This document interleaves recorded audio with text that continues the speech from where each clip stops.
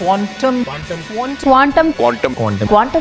First quantum computer is coming to Andhra Pradesh. అమెరికాలో silicon valley లాగే అమరావతిలో quantum valley. అసలు క్వాంటమ్ కంప్యూటింగ్ అంటే ఏంటి? India's first 158 qubit computer is coming to Amaravati. We are going to provide quantum computers for global community wherever you need. Around 1800 crores Microsoft invest చేస్తుంది Amaravati quantum వ్యాలీలో. IBM and TCS కలిసి ఇండియాలోని అతిపెద్ద quantum computer అమరావతిలో పెడుతున్నారు. అసలు ఇంతకీ quantum computer అంటే ఏంటి, దీనికి మనం వాడే కంప్యూటర్ కి తేడా ఏంటి, ఇది ఎలా వర్క్ అవుతుంది, ఇవన్నీ ఈ వీడియోలో తెలుసుకుందాం. Let's go. ఇక్కడ కనిపించే white colour box up side down hang అయ్యి ఉంది కదా, అదే క్వాంటమ్ కంప్యూటర్. దాన్ని ఓపెన్ చేస్తే లోపల ఇలా చాలా వైర్స్, పైప్స్, మెటల్ ప్లేట్స్ అన్ని కనిపిస్తాయి. ఏదో సైన్స్ ఫిక్షన్ మూవీలో లాగా. అవి రెండు పనులు చేస్తాయి: చిప్ ని రన్ చేయడం, ఇంకోటి చిప్ ని చాలా కోల్డ్ టెంపరేచర్స్ లో స్టేబుల్ గా ఉంచడం. యాక్చువల్ ప్రాసెసింగ్ అంతా ఈ చిన్న చిప్ లోనే జరుగుతుంది, బ్రెయిన్ అంతా అక్కడే. ఈ చిప్ కరెక్ట్ గా వర్క్ అవ్వాలంటే -డిగ్రీస్ లో చాలా చాలా తక్కువ టెంపరేచర్స్ కావాలి. అలాగే బయట అట్మాస్ఫియర్ నుండి హీట్, వైబ్రేషన్, ప్రెషర్ లాంటి డిస్టర్బెన్స్ ఉండకూడదు. అందుకే ఇది క్లోజ్డ్ బాక్స్ లోపల కేర్ఫుల్ గా హ్యాంగ్ చేసి ఉంచుతారు. ఇంతకీ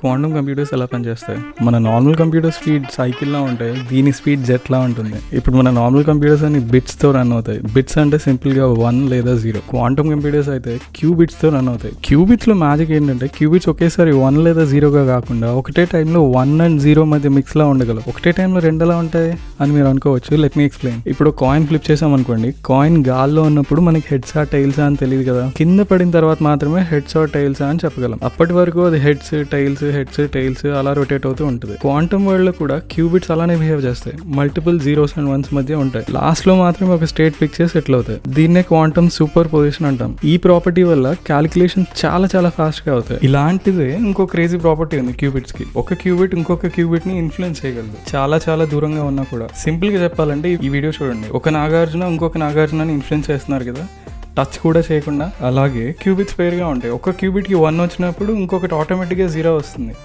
లేదా ఆపోజిట్.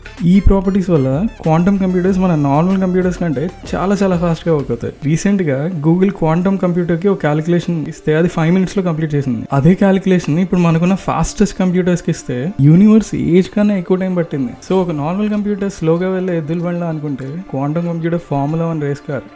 క్వాంటమ్ కంప్యూటర్ స్పీడ్ వల్ల ఇప్పుడు ఇది చాలా ప్లేసెస్ లో యూజ్ చేయడం స్టార్ట్ అయిపోయింది. Super complex calculations, security, pharmaceuticals, future లో బ్యాంక్స్ ఫ్రాడ్ డిటెక్ట్ చేయడానికి, ఎన్క్రిప్షన్ తో మీ డేటాను సెక్యూర్ చేయడానికి, క్లైమేట్ చేంజ్ యాక్యురేట్ గా ప్రెడిక్ట్ చేయడానికి, మీ బాడీ కోసం పర్సనలైజ్డ్ మెడిసిన్ క్రియేట్ చేయడానికి, ట్రాఫిక్, డెలివరీ, స్టాక్ మార్కెట్స్ లాంటి వాటిని ఆప్టిమైజ్ చేయడానికి యూజ్ చేయొచ్చు. సో ఫ్రెండ్స్, మీరు ఈ క్వాంటమ్ కంప్యూటర్స్ గురించి ఏమనుకుంటున్నారో కింద కామెంట్స్ లో పెట్టండి.